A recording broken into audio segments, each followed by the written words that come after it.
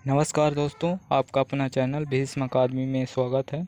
दोस्तों, जैसा कि हम प्रतिदिन की तरह रोज़ आज आज हम फिर ये आधुनिक काल का 10वां भाग लेकर आए हैं। इससे पहले हमने दोस्तों आधुनिक काल के 9 भाग अपलोड कर चुके हैं और इनमें लगभग 450 प्रश्नों को पढ़ चुके हैं और ये सभी प्रश्न यूथ कंपटीशन बुक में संकलित आधुनिक काल का ये 10वां भाग है और ये सभी प्रश्न प्रीवियस ईयर प्रश्नों की श्रृंखला है, जो कि ये सभी प्रश्न हिंदी साहित्य UGC net, JRF, UP TGT PGT, Bihar TGT PGT, EMRS, NBS, KBS, DSSB आदि सभी एग्जामों में पूछे गए हैं।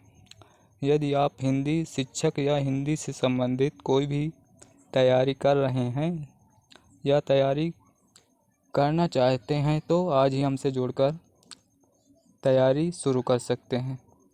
और दोस्तों, यदि सेशन अच्छा लगे तो लाइक और शेयर ज़रूर करें और यदि इसमें कोई कमी है तो आप हमें कमेंट में ज़रूर कमेंट करिए।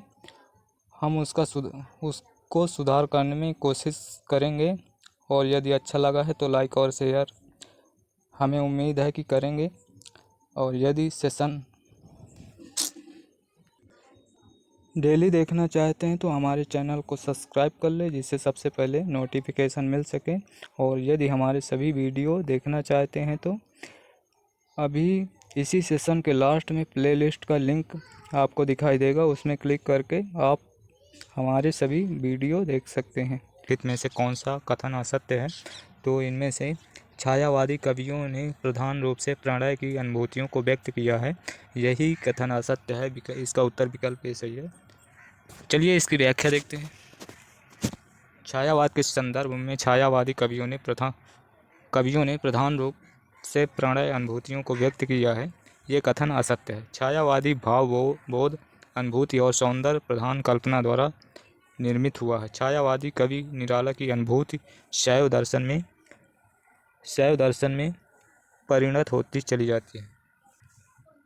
छायावादी कविता द्विवेदी युगीन नीरस उपदेशात्मक और स्थूल आदर्शवादी काव्य धारा के विरुद्ध विद्रोह के रूप में प्रवाहित हुई है। छायावाद के संदर्भ में यही कथन सही है। चलिए अगला प्रश्न 432। छायावाद के संदर्भ में इनमें से कौन सा कथन गलत है? तो चलिए देखते हैं इनमें से कौन सा कथन गलत है। छायावाद की राष्ट्रीय सांस्कृतिक काव्यधारा के एक प्रमुख कवि राधा कृष्ण दास हैं, ये गलत है। विकल्प सी सही है इसका उत्तर। प्रश्न के अनुसार ये विकल्प सी गलत है और इसीलिए इसका उत्तर विकल्प सी सही है। तो चलिए इसकी व्याख्या देखते हैं। छायावाद के संदर्भ में छायावाद की राष्ट्रीय सांस्कृतिक काव्यधारा के एक प्रमुख कवि राधा कृष्ण दास हैं, ये कथन गलत है। राधा कृष्ण दास भारतेंदु युग के कवि हैं। राधा कृष्ण दास भारतेंदु युग के कवि हैं। छायावाद को अपना समर्थ आलोचक नंद दुलारे वाजपेयी के रूप में मिला। छायावाद के समानांतर चलने वाली प्रेम और मस्ती की काव्यधारा के प्रमुख कवि हरिवंश राय बच्चन हैं, जो कि अमिताभ बच्चन के पिताजी हैं। महादेवी वर्मा ने अज्ञात प्रियतम के प्रति प्रणय निवेदन किया है। छायावाद के संदर्भ में ये कथन सत्य है। चलिए अगला प्रश्न देखते हैं। प्रश्न है, दुख ही जीवन की कथा रही, क्या कहूँ आज जो नहीं कही। उपर्युक्त पंक्तियाँ किस कविता से ली गई हैं? तो ये पंक्तियाँ सरोज स्मृति, जो कि ये सूर्यकांत त्रिपाठी निराला की कृति है। सरोज स्मृति सूर्यकांत त्रिपाठी निराला की कृति है। इसका उत्तर विकल्प सी सही है। चलिए व्याख्या देखते हैं। दुख ही जीवन की कथा रही, क्या कहूँ आज जो नहीं कही। उपर्युक्त पंक्तियाँ सरोज स्मृति, जो कि 1935 ईस्वी में प्रकाशित हुई। सरोज स्मृति को हिंदी का सर्वश्रेष्ठ तथा प्रथम शोकगीत माना जाता है। निराला की अन्य कृतियाँ हैं राम की शक्ति पूजा, जूही की कली, तोड़ती पत्थर, भिक्षुक, पंचवटी प्रसंग, बादल राग आदि ये सभी निराला जी की कृतियाँ हैं। प्रश्न 434। कविता हमारे परिपूर्ण क्षणों की वाणी है। कविता हमारे परिपूर्ण क्षणों की वाणी है, ये किसने कहा?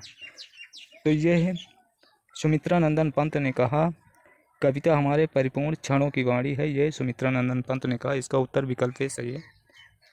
चलिए इसकी व्याख्या देखते हैं। कविता हमारे परिपूर्ण क्षणों की वाणी है, ये सुमित्रा नंदन पंत ने कहा। इनकी प्रमुख कृतियां हैं ग्रंथि गुंजन, ग्राम्य युगांत, स्वर्ण किरण, स्वर्ण धूल, कला और बूढ़ा चांद, लोकायतन, चिदंबरा, सत्यकाम आदि ये सभी रचनाएं सुमित्रा नंदन पंत की हैं। अगला प्रश्न है 435। प्रश्न है मधुशाला में हरिवंश राय बच्चन ने किस छंद का प्रयोग किया है? तो हरिवंश राय बच्चन ने इसमें रुबाइयाँ छंद का प्रयोग किया है। विकल्प डी सही है। चलिए व्याख्या देखते हैं। मधुशाला में हरिवंश राय बच्चन ने रुबाइयाँ छंद का प्रयोग किया है। रुबाइयाँ 4 पंक्तियों की कविता है, जिसकी पहली दो और चौथी पंक्तियाँ तुकात्मक होती हैं और तीसरी लाइन आज़ाद रखी जा सकती हैं। रुबाई का अपना एक छंद होता है। प्रश्न 436। द्रौपदी नामक प्रबंध काव्य के रचयिता हैं। तो द्रौपदी नामक प्रबंध काव्य के रचयिता नरेंद्र शर्मा हैं। विकल्प ए सही है। चलिए व्याख्या देखते हैं। द्रौपदी नामक प्रबंध काव्य के रचयिता नरेंद्र शर्मा हैं। ये प्रेम और मस्ती के कवियों के अंतर्गत आते हैं। इनके अन्य काव्य प्रभात फेरी, पलाशवन, अग्निशस्त्र, रक्तचंदन, मिट्टी और फूल, प्रवासी के गीत ये सभी नरेंद्र शर्मा की रचनाएं हैं। अगला प्रश्न है 437। सुमित्रा नंदन पंत की निम्नलिखित में से किस रचना पर महर्षि अरविंद का प्रभाव देखने को मिलता है? तो इनमें से स्वर्ण किरण में अरविंद दर्शन का प्रभाव देखने को मिलता है। इसका उत्तर विकल्प सी सही है। चलिए व्याख्या पढ़ते हैं। सुमित्रा नंदन पंत की स्वर्ण किरण रचना पर महर्षि अरविंद का प्रभाव देखने को मिलता है। अगला प्रश्न है 438। निम्नलिखित रचनाओं को उनके रचनाकारों के साथ सुमेलित करना है। तो चलिए सुमेलित करते हैं।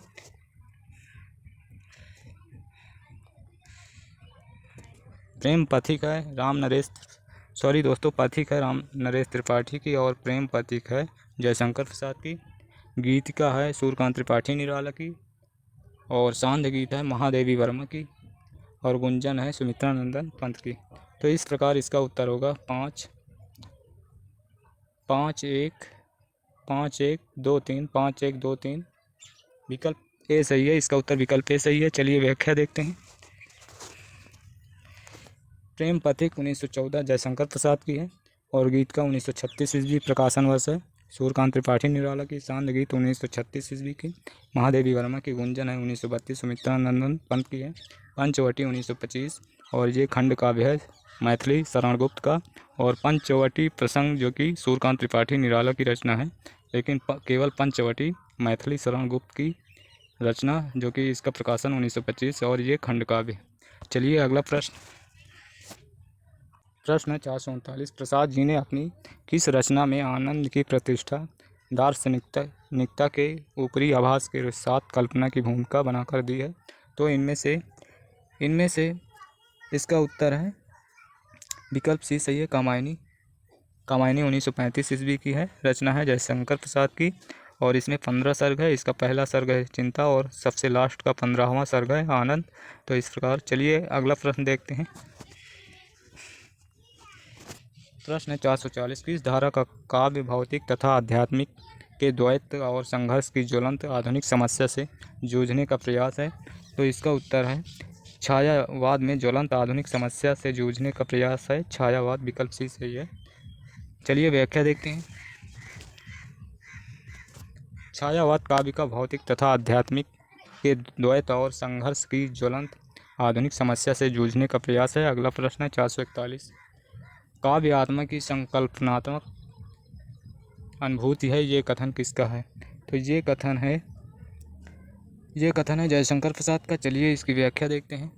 और व्याख्या पढ़ने से पहले आप सभी से रिक्वेस्ट है कि यदि सेशन अच्छा लगे तो लाइक और शेयर ज़रूर करें और यदि अच्छा ना लगे तो कमेंट करें कि इसमें क्या सुधार किया जाए, क्या अच्छा नहीं लग रहा है आपको। और यदि सेशन अच्छा लगे तो लाइक और शेयर कर और यदि चैनल पर नए हैं तो चैनल को सब्सक्राइब कर ले, जिससे सबसे पहले नोटिफिकेशन आपको मिल सके। और दोस्तों यदि हमारे सभी वीडियो देखना चाहते हैं तो इस सेशन के लास्ट में प्लेलिस्ट का लिंक दिखेगा, उसमें क्लिक कर हमारे सभी वीडियो देख सकते हैं। और यदि हमारे चैनल की सदस्यता लेना चाहते हैं तो इसी सेशन के लास्ट में आपको हमारे चैनल का लोगो दिखेगा, उसमें क्लिक करके चैनल की सदस्यता ले सकते हैं। तो चलिए सेशन को आगे बढ़ाते हैं। तो ये कथन है जयशंकर प्रसाद का। चलिए व्याख्या देखते हैं। काव्य की संकल्पात्मक अनुभूति है, ये कथन जयशंकर प्रसाद का है। शेष इस प्रकार है। सुमित्रा नंदन पंत, कविता हमारे परिपूर्ण क्षणों की वाणी है। महादेवी वर्मा के अनुसार कविता कवि विशेष की भावनाओं का चित्रण है, और वो चित्रण इतना ठीक है कि उसमें वैसी ही भावनाएं किसी दूसरे के हृदय में आविर्भूत होती है। महावीर प्रसाद द्विवेदी का कथन है, अंतःकरण की वृत्तियों के चित्र का नाम कविता है। तो चलिए अगला प्रश्न देखते हैं। प्रश्न 442, सुमित्रा नंदन पंत की काव्य कृति कौन सी नहीं है? तो इनमें से दीपशिखा नहीं है, विकल्प ए सही है, विकल्प ए सही है। चलिए इसकी व्याख्या देखते हैं। दीपशिखा सुमित्रा नंदन पंत की काव्य कृति नहीं है, बल्कि यही महादेवी वर्मा की काव्य कृति है। ग्राम्य, युगांत और पल्लव सुमित्रा नंदन पंत की काव्य कृतियाँ हैं। अगला प्रश्न है 443, कामायनी में कौन सा सर्ग नहीं है? तो कामायनी में लोभ सर्ग नहीं है, विकल्प ए सही है। इसका उत्तर विकल्प ए सही है। चलिए व्याख्या देखते हैं। कामायनी के ब्रह्म कहे जाने वाले जयशंकर प्रसाद द्वारा रचित कामायनी महाकाव्य में कुल 15 सर्गों में विभक्त है। लोभ सर्ग कामायनी में नहीं है। कामायनी के 15 सर्ग इस प्रकार हैं, चलिए देखते हैं। चिंता, आशा, श्रद्धा, काम, वासना, लज्जा, कर्म, ईर्षा, ईड़ा, स्वप्न, संघर्ष, निर्वेद, दर्शन, रहस्य, आनंद, ये सभी कामायनी के सर्ग हैं। अगला प्रश्न है 444, महादेवी वर्मा का संस्मरणात्मक रेखा चित्र कौन सा नहीं है? तो इनमें से महादेवी वर्मा का संस्मरणात्मक रेखा चित्र स्मरण और श्रद्धांजलियाँ, विकल्प बी सही है। इसका उत्तर विकल्प बी सही है। तो चलिए इसकी व्याख्या देखते हैं। इस संस्मरण और श्रद्धांजलियाँ महादेवी वर्मा का संस्मरणात्मक रेखा चित्र नहीं है। अतीत के चलचित्र, पथ के साथी और स्मृति की रेखाएं महादेवी वर्मा के संस्मरणात्मक रेखा चित्र हैं। अगला प्रश्न 445, सुमित्रा नंदन पंत द्वारा रचित ग्राम्य और युगवाणी किस विचार की रचनाएं हैं? तो वो है प्रगतिवादी। ये दोनों रचनाएं प्रगतिवादी हैं, विकल्प डी सही है। सुमित्रा नंदन पंत द्वारा रचित ग्राम्य और युगवाणी प्रगतिवादी विचार की रचनाएं हैं। पंत जी को संवेदनशील इंद्रिय बोध का कवि कहा जाता है। पंत द्वारा रचित पल्लव कविता की भूमिका को छायावाद का घोषणा पत्र यानी कि मैनिफेस्टो कहा जाता है। इनकी प्रगतिवादी रचनाएं हैं युगवाणी, युगांत, ग्राम्य, ये सभी प्रगतिवादी रचनाएं हैं। अगला प्रश्न है, कामायनी में कुल कितने सर्ग हैं? कामायनी में कुल 15 सर्ग हैं, विकल्प सी सही है। चलिए व्याख्या देखते हैं। जयशंकर प्रसाद कृत कामायनी में 15 सर्ग हैं, जो इस प्रकार हैं। चिंता, आशा, श्रद्धा, काम, वासना, लज्जा, कर्म, ईर्षा, ईड़ा, स्वप्न, संघर्ष, निर्वेद, दर्शन, रहस्य, आनंद। कामायनी में आय पात्र उनकी प्रतीक है, मन का प्रतीक है, और श्रद्धा हृदय का प्रतीक है, ईड़ा बुद्धि का प्रतीक है, कुमार मानव का प्रतीक है। अगला प्रश्न 447, एक भारतीय आत्मा किस कवि को कहा जाता है? एक भारतीय आत्मा माखनलाल चतुर्वेदी को कहा जाता है, विकल्प सी सही है।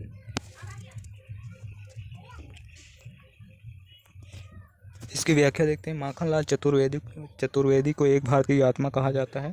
मैथिली शरण गुप्त को राष्ट्र कवि कहा जाता है।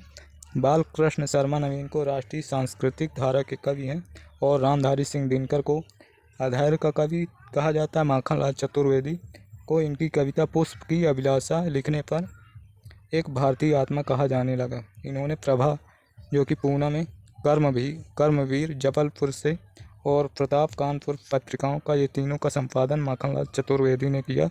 अगला प्रश्न है अंकियां हैं।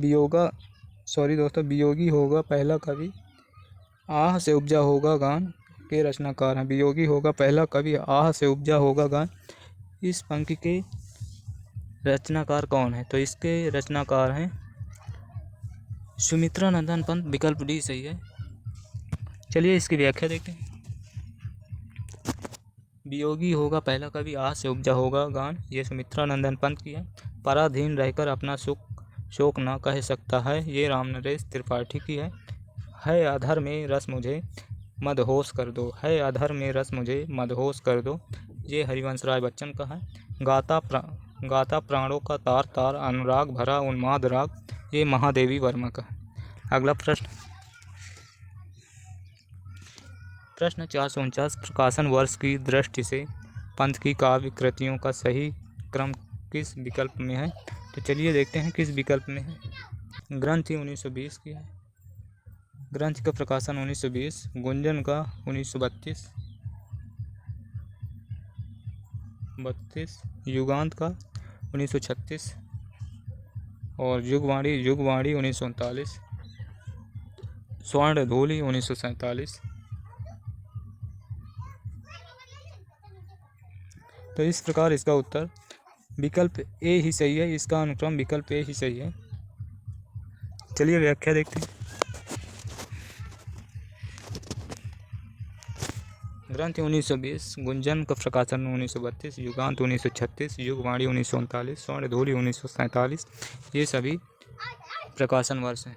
450। इनमें से छायावादी काव्य से संबंधित कौन सा कथन सही नहीं है? तो इनमें कौन सा कथन सही नहीं है? तो इनमें ध्वन्यात्मकता और लाक्षणिकता भी इसका एक प्रमुख घटक है। विकल्प सी सही है। विकल्प सी सही है। प्रश्न है 451। आचार्य नंद दुलारे वाजपेयी की समीक्षा पद्धति से संबंधित कौन सा कथन सही नहीं है? तो इनमें से कौन सा कथन सही नहीं है? इनमें शुक्ल के सिद्धांतों को यथावत स्वीकार कर छायावादी काव्य की सौंदर्य शास्त्रीय समीक्षा की है, ये कथन सत्य नहीं है। प्रश्न के अनुसार विकल्प बी सही नहीं है। तो चलिए अगला प्रश्न देखते हैं। प्रश्न 452। चंचल किशोर सुंदरता की मैं करती रहती रखवाली, मैं वो हल्की सी मसलन हूँ जो बनती कानों की लाली, उपर्युक्त काव्यांश में किसका वर्णन किया गया है? तो इसमें वर्णन किया गया है लज्जा का। विकल्प सी सही है। चलिए इसकी व्याख्या देखते हैं। चंचल किशोर सुंदरता की मैं करती रहती रखवाली, मैं वो हल्की सी मसलन हूँ जो बनती कानों की लाली, उपर्युक्त काव्यांश में लज्जा का वर्णन किया गया है। 453। ओ जीवन की मरु मरीचिका कायरता के आलस विषाद काव्यांश में किस भाव का उद्बोधन हुआ है? तो इसमें उद्बोधन हुआ है चिंता का। विकल्प ए सही है। विकल्प ए सही है। चलिए व्याख्या देखते हैं। ओ जीवन की मरु मरीचिका कायरता के आलस विषाद काव्यांश में चिंता भाव का उद्बोधन हुआ है। प्रश्न 454। उज्ज्वल वरदान चेतना का सौंदर्य जिसे सब कहते हैं, जिससे अनंत अभिलाषा के सपने सब जगते रहते हैं, प्रस्तुत पंक्तियाँ कामायनी के किस सर्ग से ली गई हैं? तो ये पंक्तियाँ कामायनी के लज्जा सर्ग से ली गई हैं। विकल्प बी सही है। विकल्प बी सही है। चलिए अगला प्रश्न देखते हैं।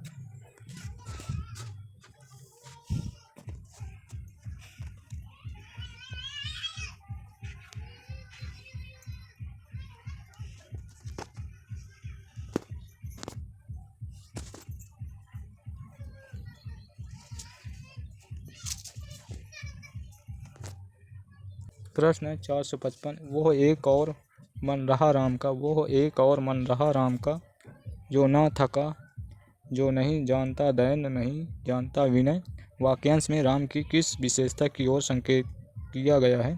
तो इसमें राम की दृढ़ निश्चय का वर्णन किया गया। विकल्प ए सही है। चलिए व्याख्या देखते हैं।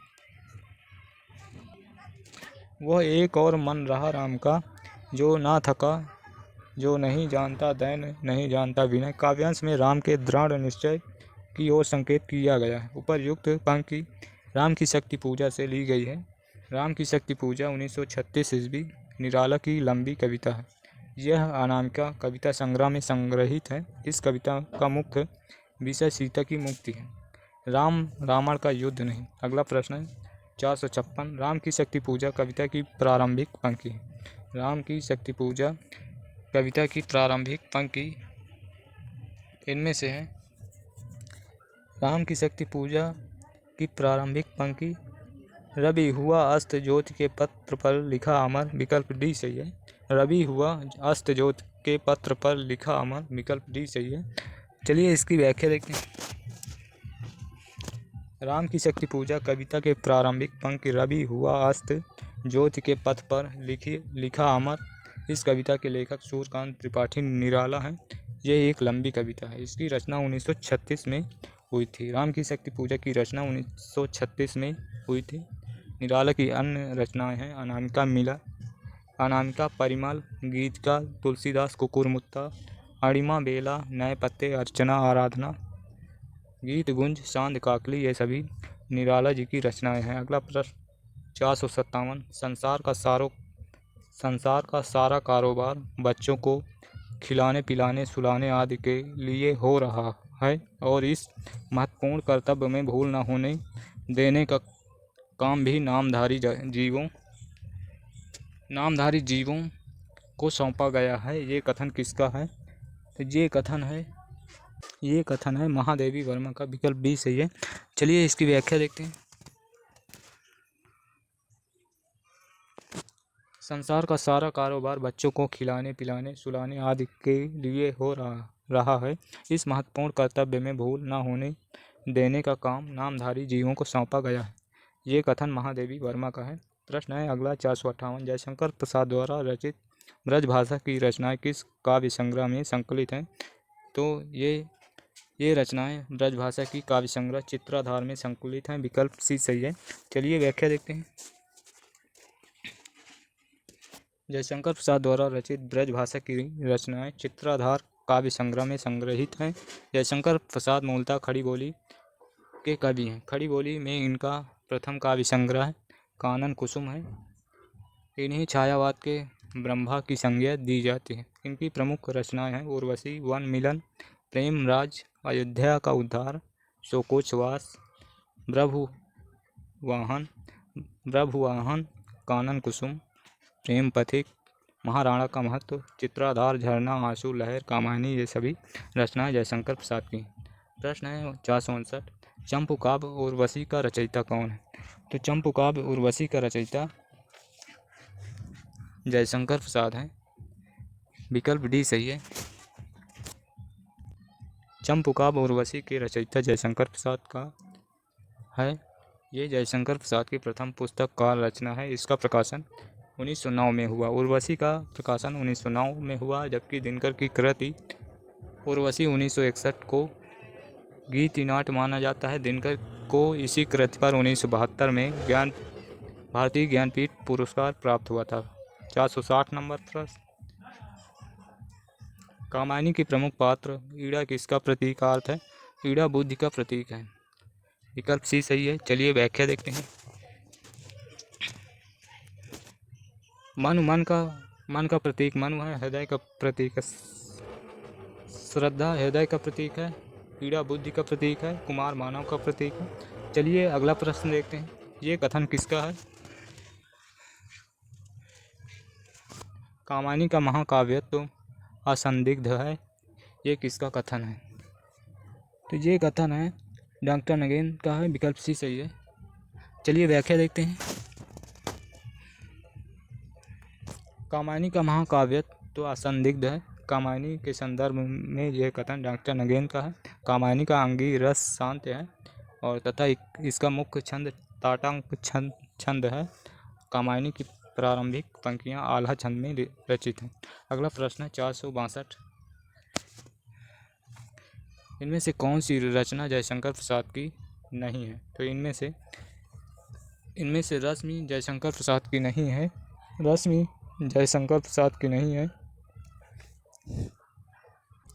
दी गई रचनाओं में रश्मि जयशंकर प्रसाद की रचना नहीं है। रश्मि महादेवी वर्मा की रचना है। जयशंकर प्रसाद एवं महादेवी वर्मा की प्रमुख काव्य रचनाएं इस प्रकार हैं। जयशंकर प्रसाद की देखते हैं। उर्वशी, वन मिलन, प्रेम राज, अयोध्या का उद्धार, शोकोच्छ्वास, वभु वाहन कानन कुसुम प्रेम पथिक महाराणा का महत्व चित्राधार झरना आंसू लहर कामायनी ये सभी जयशंकर प्रसाद की रचनाएं हैं। और अब देखते हैं महादेवी वर्मा की निहार रश्मि नीरजा सांदगीत यामादीप शिखा सप्तपर्णा ये सभी महादेवी वर्मा की रचनाएं हैं। अगला प्रश्न है पंक्तियाँ कामायनी के किस सर्ग से ली गई हैं।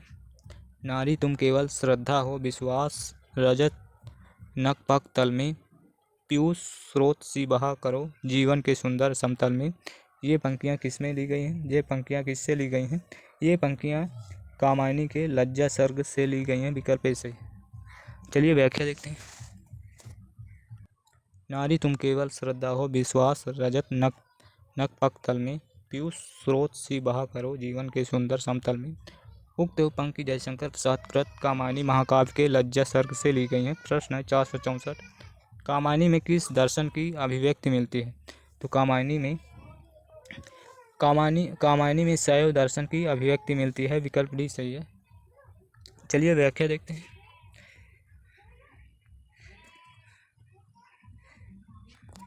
जयशंकर प्रसाद कृत 15 सर्गीय महाकाव्य कामायनी में शैव दर्शन की अभिव्यक्ति मिलती है।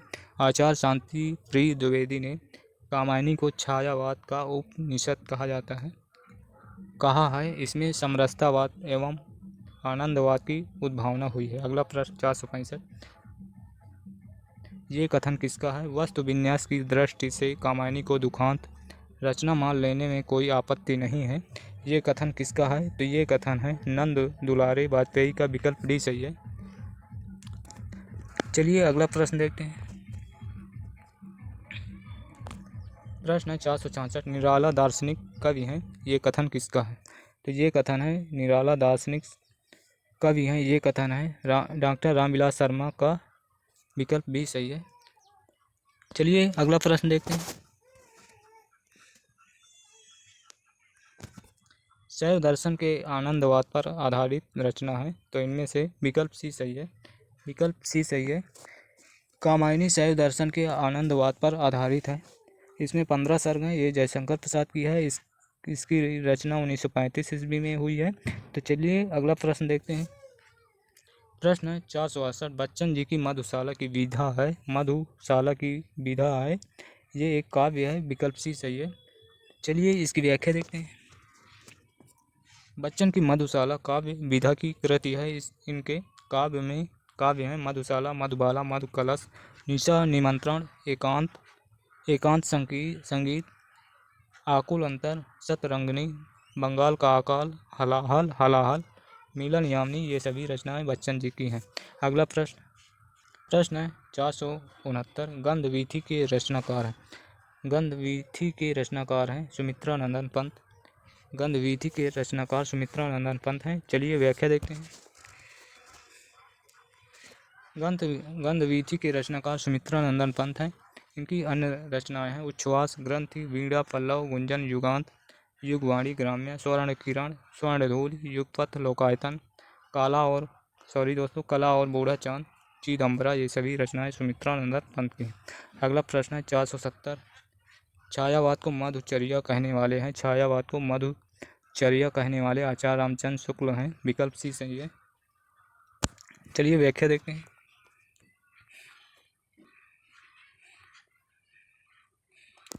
आचार्य रामचंद्र शुक्ल ने छायावाद को मधुचर्या कहा है। आचार्य हजारी प्रसाद द्विवेदी ने कहा है विषय इसमें गौण हो गया और कवि प्रमुख डॉक्टर नगेन ने छायावाद को स्थूल के प्रति सूक्ष्म का विद्रोह कहा है। और हिंदी कविता में छायावाद द्विवेदी युग की नीरस उपदेशात्मक और इतिवृत्तात्मकता के विरोध में आया है। छायावादी काव्य में कल्पना प्रधान भाव उन्मेष युक्त कविता लिखी गई है। अगला प्रश्न 471 गा गोकिल वर्षा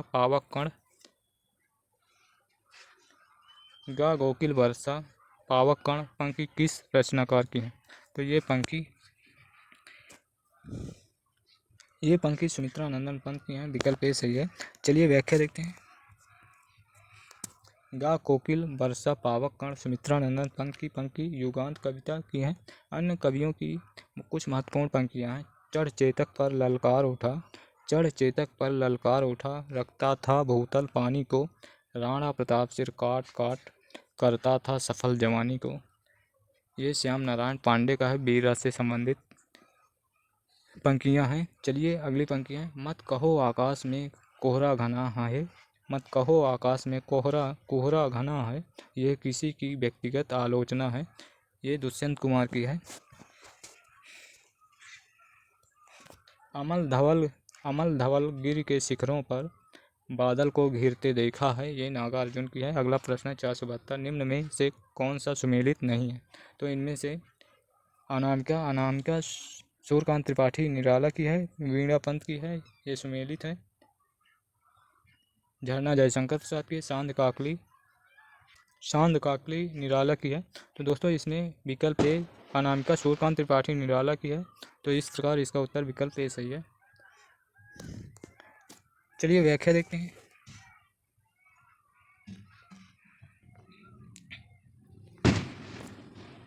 प्रश्न है 473, छायावाद को राष्ट्रीय जागरण की काव्यात्मक अभिव्यक्ति किसने कहा है? तो ये कथन नामवर सिंह का है, विकल्प ए सही है। विकल्प ए सही, ये कथन नामवर सिंह का है। चलिए इसकी व्याख्या देखते हैं। छायावाद को राष्ट्रीय जागरण की काव्यात्मक अभिव्यक्ति नामवर सिंह ने कहा है। अन्य लेखकों के कथन का विवरण इस प्रकार है। मानव अथवा प्रकृति के सूक्ष्म किंतु व्यक्ति सौंदर्य में आध्यात्मिक छाया का भान मेरे विचार से छायावाद की सर्वमान्य व्याख्या हो सकती है। ये कथन है नंद दुलारे वाजपेयी का। छायावाद स्थूल के प्रति सूक्ष्म का विद्रोह है, ये कथन है डॉक्टर नगेन का। छायावाद मूलतः शक्ति काव्य है, छायावाद मूलतः शक्ति काव्य है, ये रामस्वरूप चतुर्वेदी का है। अगला प्रश्न है 474, निम्न में कौन सी सुमेलित नहीं है? तो चलिए परिमल सूर्यकांत त्रिपाठी निराला का है, ये बिल्कुल सही है। दीपशिखा महादेवी वर्मा का है। पल्लव पंत का है, पंत की रचना है। और प्रेम पथिक दोस्तों ये श्रीधर पाठक की नहीं है। प्रेम पथिक श्रीधर पाठक की नहीं है, बल्कि ये जयशंकर प्रसाद की है प्रेम पथिक। और केवल पथिक राम नरेश त्रिपाठी की रचना है। तो यहाँ पर प्रेम पथिक जयशंकर प्रसाद की है। इसका उत्तर विकल्प डी सही है। प्रेम पथिक श्रीधर पाठक की सुमेलित नहीं है, इसका सही सुमेलन प्रेम पथिक जयशंकर प्रसाद की रचना है। इनकी ये रचना ब्रज भाषा में है, सन 1909 ईस्वी में लिखी गई थी, जिसका इन्होंने खड़ी बोली में अनुवाद 1914 ईस्वी में किया। शेष विवरण इस प्रकार है। प्रेम पथिक जयशंकर प्रसाद परिमल निराला की है। दीपशिखा महादेवी वर्मा पल्लव की पंत की पल्लव है। गुणवंत हेमंत श्रीधर पाठक की रचना है। चलिए अगला प्रश्न है प्रश्न है 475, प्रथम रश्मि का आना रंगड़ी तूने कैसे पहचाना? प्रथम रश्मि का आना रंगड़ी तूने कैसे पहचाना पंक्ति किसके द्वारा लिखित है? तो ये पंक्ति है पंत जी की, सुमित्रानंदन पंत की, विकल्प भी सही है। चलिए व्याख्या देखते हैं। प्रथम रश्मि का आना रंगड़ी तूने कैसे पहचाना प्रकृति के राजकुमार सुमित्रानंदन पंत द्वारा रचित है। सुमित्रानंदन पंत छायावाद के 4 स्तंभों में से एक हैं।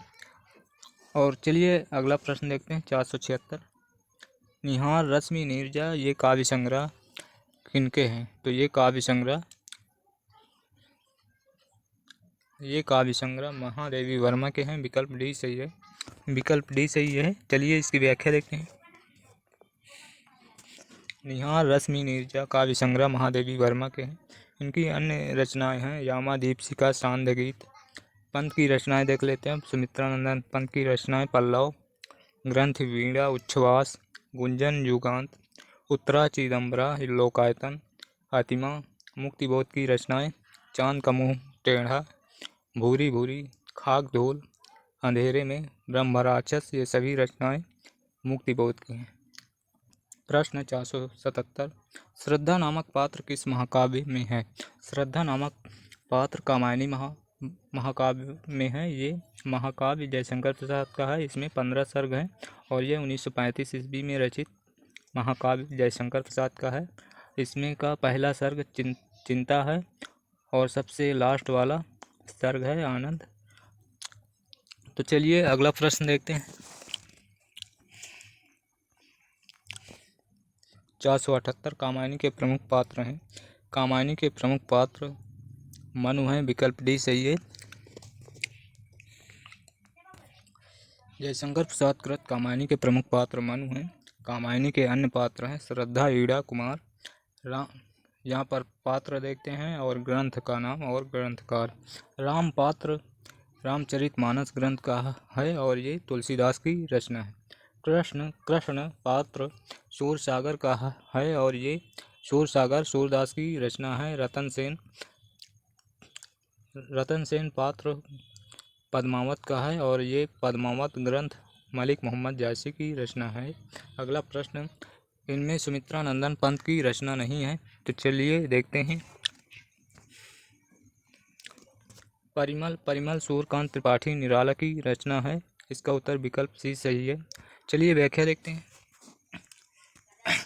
परिमल पंत की रचना नहीं है बल्कि निराला की रचना है, जबकि ग्रंथ, वीणा, पल्लव तीनों रचनाएं सुमित्रा नंदन पंत की हैं। अगला प्रश्न है 480 और इस सेशन का लास्ट प्रश्न है ये। हालावाद के प्रतिष्ठित कवि हैं। हालावाद के प्रतिष्ठित कवि हैं हरिवंश राय बच्चन, विकल्प बी सही है।